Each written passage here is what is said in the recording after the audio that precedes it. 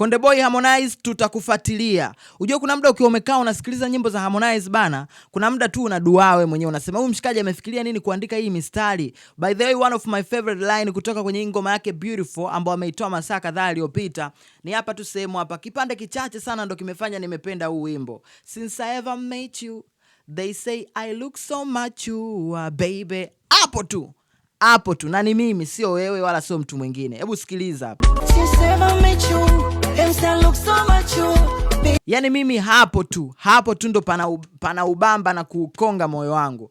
By the way, ni recent project ngoma ya msanii Harmonize ambayo ye mwenyewe alisema, alikiri kwa kinywa chake kuwa hii ngoma ni ngoma track namba 1 kutoka kwenye album yake ya 31 ambayo itatoka tarehe 4 mwezi ujao, mwezi Septemba. Sio maneno yangu, ni maneno ya msanii Harmonize, Konde Boy Jeshi. Sasa nataka tu discuss kitu kimoja cha msingi. Sitaki niongee hapa nionekane naongea kwa mihemuko, kwa hisia. By the way, naongea kwa hisia kwa sababu ni ngoma ambayo nimeisikiliza mimi, sijasikiliza na mtu yoyote. Kwa hiyo kile ambacho nakiongea ni hisia kutoka mimi, the way ninavyo feel, yani I say. Sasa wewe mwenyewe pia utaongea hapo kwenye comment, uzungumze na kile ambacho umekifeel baada ya kusikiliza hii ngoma ya Harmonize inaitwa Beautiful.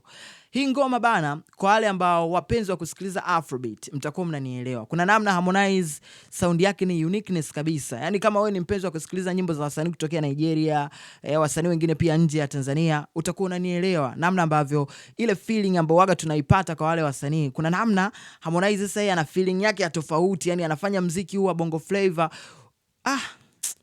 Nachoka mimi jamani. Nachoka sana. Sasa yani ndo maana nasema nitaongea kwa hisia. Sasa wewe mwenyewe pia una uhuru wa kuongea kwa hisia kwenye comment. Unaambie the way unavyo feel baada ya kusikiliza hii recent project ya Harmonize inaitwa Beautiful.